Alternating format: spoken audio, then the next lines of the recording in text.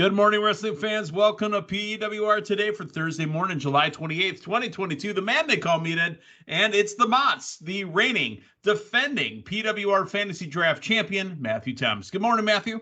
Good morning, and we'll have that further conversation about maybe redrafting the rosters this year. Start over. Yeah, because I think we have to put a limit on like how many people in a roster can potentially get injured. Oh, Matthew, just like my favorite Jordan Peele movie that's currently in theaters. Nope. How does that make you feel? How does it make you feel? You know what? I need to get around to seeing that. I like Jordan Peele's work, and the last theater experience I had, it was not a horror movie per se, but it could have been because the air conditioning was broke. So maybe I need to see Nope in a nice one for money. Two for the show, I'll throw you to get ready. Now I gotta go. Now don't. All right. All right. Because I'm getting all sweaty. Meathead, that movie was so long. I did have to go during the movie, if you know what I mean. If you could do it, you can do anything, but don't pee in my theater. All right. Matthew Thomas, before we get into the nuttiness of the wrestling show that we call PWR Today, who sponsors this program? Something you definitely don't want to pee on is any collar and elbow brand apparel. They're not used for any kind of cleanups at all. No, not at all. It's used for you to wear, and that's it. Available at collarandelbowbrand.com. Enter promo code LINDAK. It saves you 10% on your collar and elbow purchase. Nice. All right. Well, perfect. Well, let's get into some wrestling news here. First off, we're going to start with the Ric Flair last match. It's coming up this Sunday, Matthew Thomas, and I know that we've talked about it on PWR Today, but you and I have not talked about it. In the Bunkhouse Battle Royal, a person that we know very, very closely, and I've known for his entire life, is going to be in this Battle Royal. My goodness. Well, you got the news. I guess the news broke last week, right? Yeah. The fanny pack kid, the kid with the fanny pack. Cal Hero, former senior intern for the Pro Wrestling Report, will be in the Bunkhouse Brawl. So here's the thing. We've been talked about this. We looked at the card, but that's going to be the deciding factor in me pressing the buy button on this. That's the exact same thing that we said as well. And we had talked to you and I had been talking, is it available on this service or that service? It's got to be available on a pay-per-view. It's available on Fight TV and I believe on your local cable providers as well. So the Ric Flair last match is a must-see show on a weekend that's got SummerSlam. Yeah, and it actually, interesting the timing, it actually occurs after SummerSlam this year, correct? Yeah, the SummerSlam's on the Saturday. This match is on a Sunday. Now, let's talk about the Ric Flair last match card. And apparently, the rumored main event was supposed to be a 6-man tag with Ric Flair and FTR taking on Ricky Steamboat and the Rock and Roll Express. But there's talk that Tony Khan involved himself in it and says you can't have my AEW talents on this particular card. Your thoughts on the rumor and the current main event, which is going to be Ric Flair and Andrade taking on Jeff Jarrett and Jay Lethal. I look at it as, while Jay Lethal is still technically an AEW wrestler as well. Yeah, I look at it as this match has more people ready to go out of the box. Whereas, it's been a while since we've seen Steamboat. We've seen Rock and Roll, they compete, but I think you've got more kind of spry talents in the current incarnation that we have. Makes sense, Andrade being his son-in-law. You've got the backstory there with Lethal and Flair. That's kind of cool. The Jarrett thing is interesting. Including, Jarrett's role at SummerSlam this weekend. So that kind of ties into, some more current stuff with another promotion. So I'm fine that it ended where it did. I love FTR, but I don't think FTR necessarily needed to be in that match. No, that's not at all. FTR is the hottest tag team in the world right now. They don't necessarily need to be a part of this. No. Let's talk the NXT Premium Live event that's going to take place on the same day as AEW's All Out. There is talks that there will be a premium live event on September 4th that would air on Peacock. Now, AEW is set to run the show on the exact same day in Hoffman Estate, Illinois, for their pay-per-view. Remember, they'll be running Clash at the Castle September 3rd in somewhere in Europe, and I forget the exact name of the city, right? Cardiff, Wales. But no, Clash at the Castle is going to be Saturday, September 3rd, and they're planning on running a NXT Peacock event. So does that mean everybody's flying over to Europe, or are they going to be doing it live from the United States? I'd imagine they'd be doing it live in the States just because, production costs and this, that, and the other. But I don't know. We saw Chase Ugo take a little field trip to England not too long ago. So who knows what's in the budget? This is interesting. That's going to be an exciting weekend of wrestling. I guess that's Labor Day weekend, right? Labor Day weekend. Yeah. Mm-hmm. So very interesting, and it's very interesting WWE is getting into it now. We see companies, run stuff to compete with WrestleMania. We see things happening around SummerSlam like we're seeing this weekend with Flair's match and a whole host of other things there. But, it's kind of cool to see potentially, in Meathead, this kind of seems like WWE actually following AEW's lead in making Labor Day weekend a big wrestling thing. And I'm all for it. And I feel like maybe you get a little bit more of this going forward now that you've got a new regime in WWE that is kind of wise to everything that's going on and, maybe kind of tries to counter program a little bit more than the previous administration. Yep, absolutely. All right. Well, let's talk WWE and let's talk SummerSlam for this Saturday. The Seth Rollins Riddle match has been removed from the pay-per-view. Storyline-wise, it is going to be, we'll get to it. Storyline-wise, it's going to be that Riddle is injured from the attack by Rollins at the end of Monday Night Raw. But Matthew, there's talk that he's not injured, and that's just storyline, and they want to save this match for a bigger event. Does this match happen at Clash at the Castle?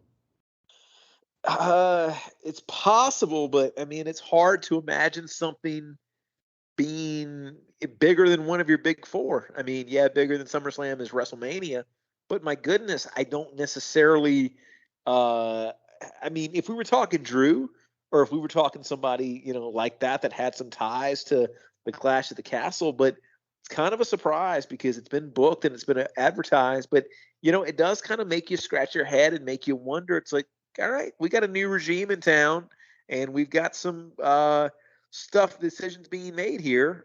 So let's just kind of go with it and see what they do.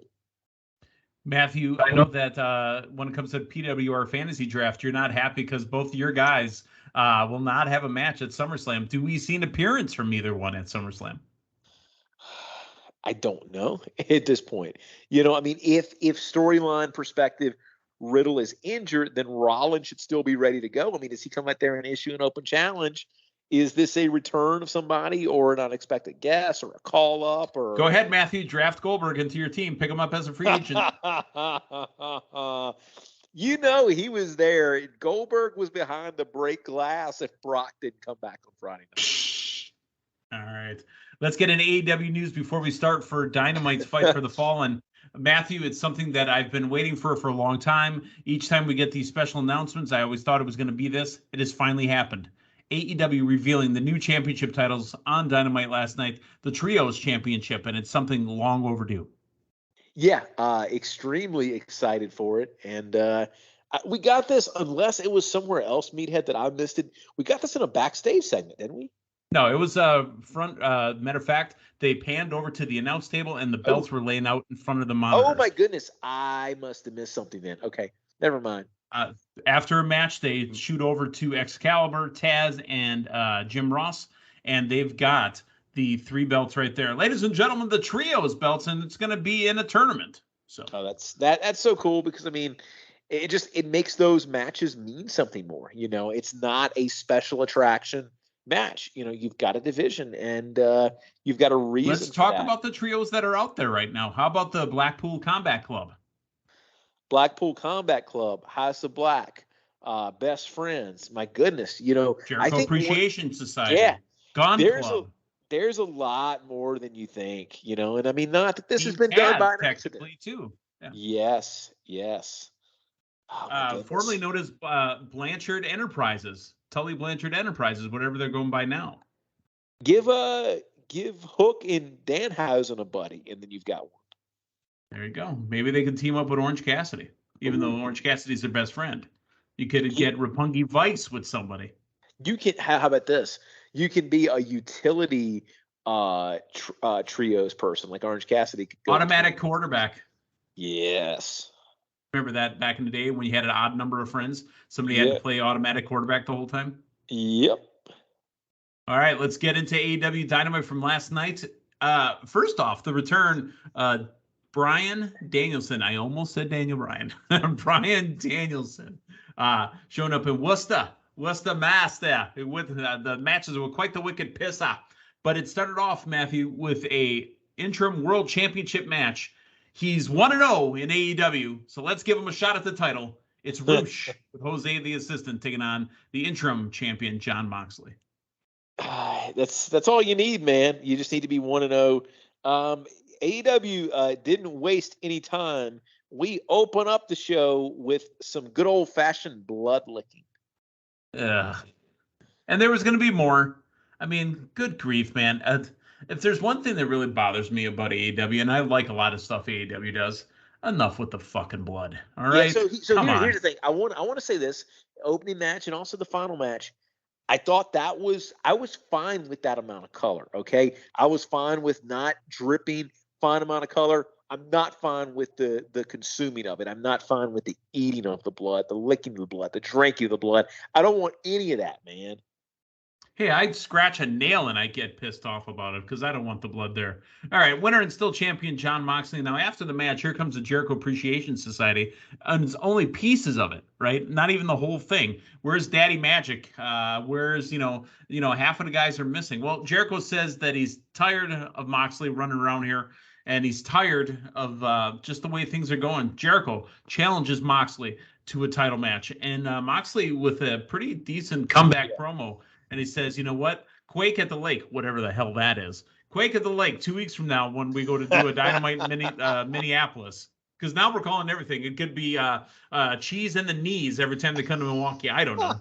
I mean, just come on with these names. Hey, but so let me Quake in the Wake. Let me ask you this: do you know the correlation between earthquakes and lakes and bodies of water? Like, do we not have many earthquakes near lakes, or does it matter? I have no idea, but we're having a Quake at the Lake because the words rhyme. Yeah, I like what we got from Moxley here, and I like the fact that, you could kind of see Jericho's wheels spinning. We had the incarnation of Jericho we had last week. Now we're going to have, maybe Lionheart comes back. Yeah. I hope they keep up with this, and I hope they just exhaust Jericho. Wait. Keep up with what? The Jericho names, right? The king of the monikers, because if we're keeping up with the names for these damn TV shows, I've had enough. So how about because let's say this. Hold on. Let's say this. If we were scoring points for PWR fantasy drafts for any specially named TV shows, AEW would be blown out of the water because everything's freaking specially named. Oh, absolutely. So every time somebody challenges Jericho now, they challenge Jericho to return as one of his former gimmicks or one of his former incarnations. And so Jericho just eventually gets completely just worn down by having to consistently reinvent himself in every single match now. I kind of like where they're going. With that. I mean, let me go the other route. So let's have a Diner and Carolina match. Let's have I mean, for the love of God here. All right. This is where they announced the Trios World Championships are coming. It'll be a tournament to create it that's going to finish at All Out. FTW Championship match. Remember, we had this set up last week. Very nice. Very, very evil. Danhausen. Danhausen is 6'7", weighing over 350 pounds. Takes on Ricky Starks, the champion. What did you think of that package that played right before Ricky came out? Ricky's a star, and we've known Ricky's a star, but he's just... You know what? Let's give credit to Big D, because Big D, when he was still doing PWR Today with us, kept telling us about Ricky Starks. That's Big D that doesn't live in Big D anymore, right? No. Big D lives in Big SF or something like that. I have no idea what the hell city he's in anymore. And that was the last update we got. He might not be there anymore. because right. That's exactly. I don't get the newsletter because we've thought he lived in in certain cities and gotten swerved before, that he's completely moved. Yeah, we go to meet him. He goes, "Oh, I don't live here anymore." What? But no, he identified. Who are you? Yeah. And I mean, Big D. Remember, Big D was early on the Cody bandwagon. Mm-hmm. Yeah, he was. Well, he was on the Cody bandwagon because he was on the Miz bandwagon too. So you know what? Really, the moral of the story is listen to what Big D says as far as the next up and comer. Remember, he also said that Matt Morgan and Rob Terry were going to be big stars too. So.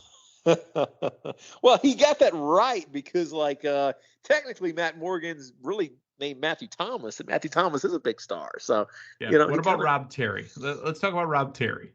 Is he on the Flair card this weekend? One. Yeah, he missed on one. That's okay.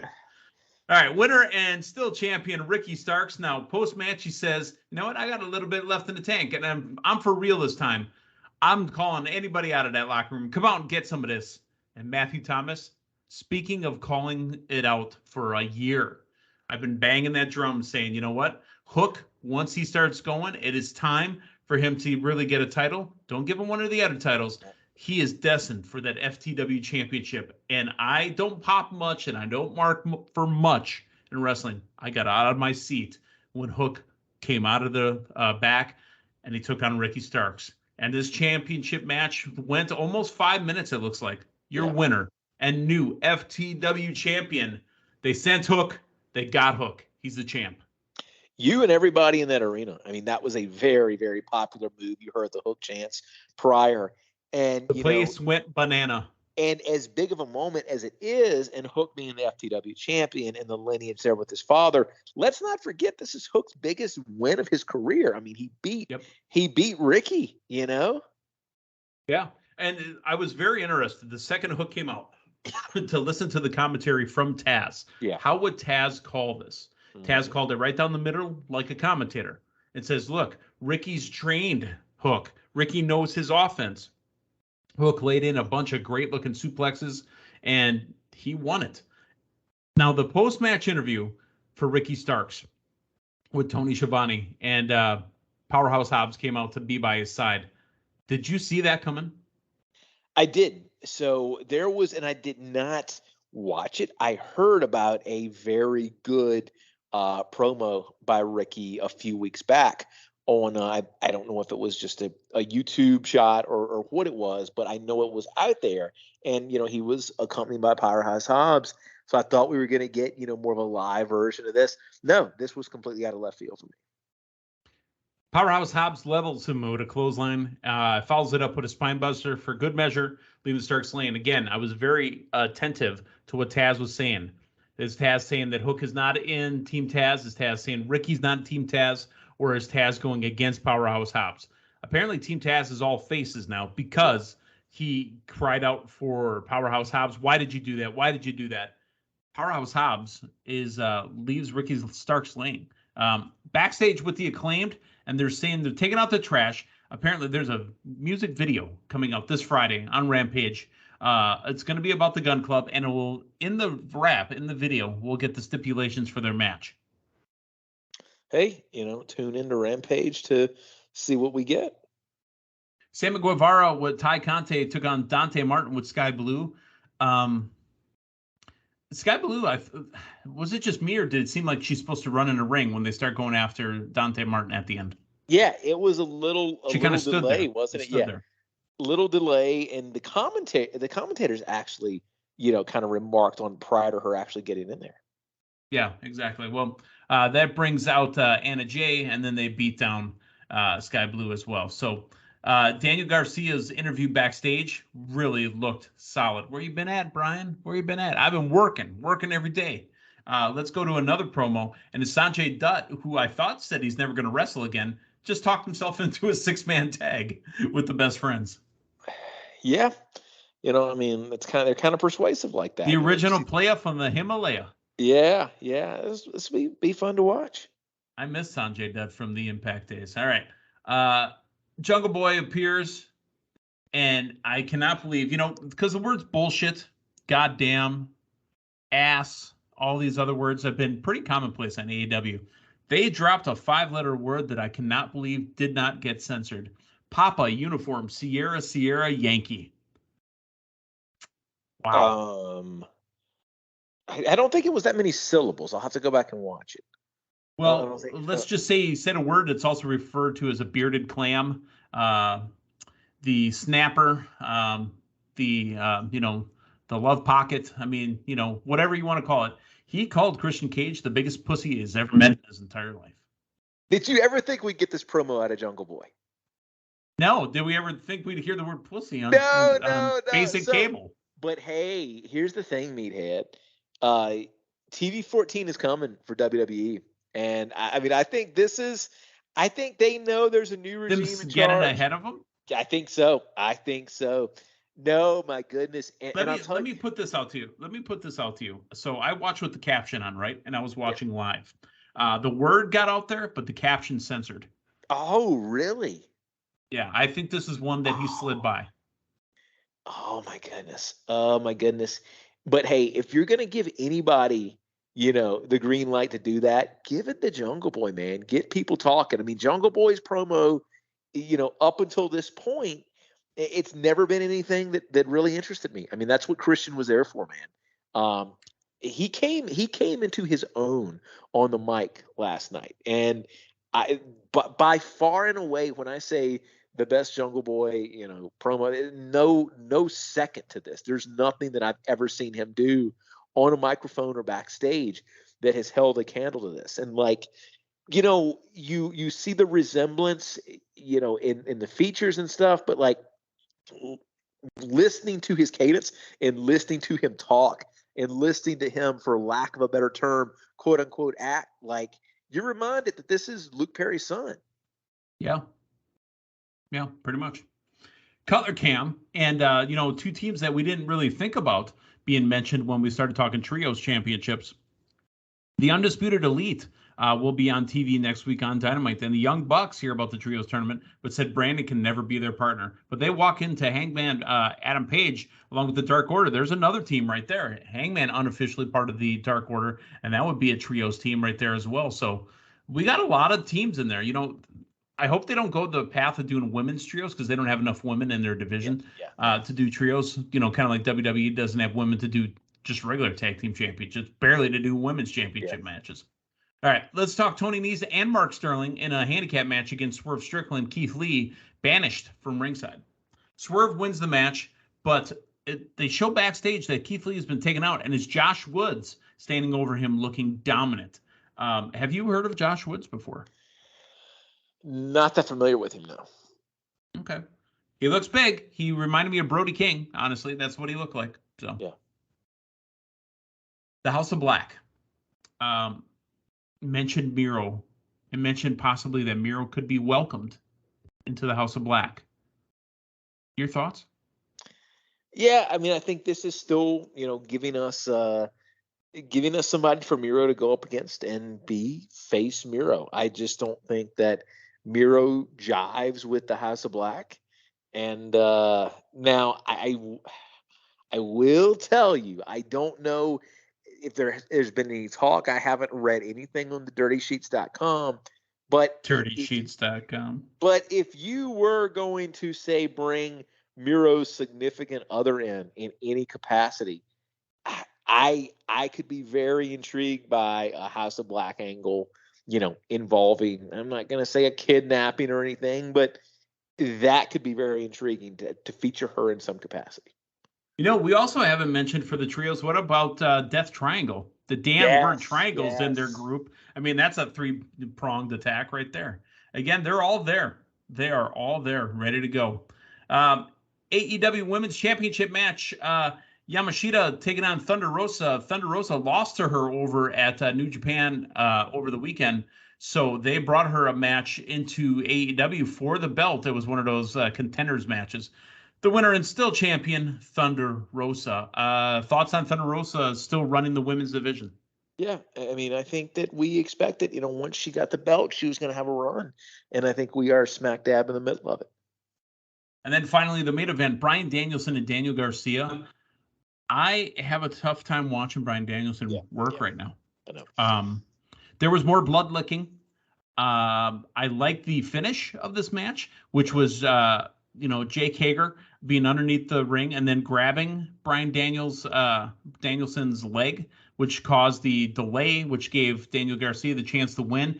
Bryan Danielson never tapped out; he just passed out. The winner, Daniel Garcia, which is great for Daniel Garcia, by the way. Oh, without a doubt. And what's Bryan Danielson's record in AEW? He's not had many losses, correct? I think he's only taken 2 losses that I know of, possibly 3. He took one to Hangman Adam Page, and he took one last night. That's the only ones I can remember. Yeah, but no, I'm right there. I mean, I enjoy watching it, but it's also very, very concerning, especially him coming back from injury, man. And he's running absolutely wide open.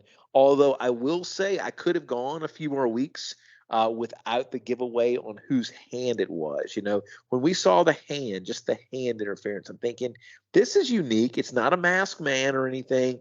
It's just a hand. Let's give it a good, 3 weeks. And it was a covered arm hand. Yes. It let honestly, I thought it could be Claudio, too. Yeah.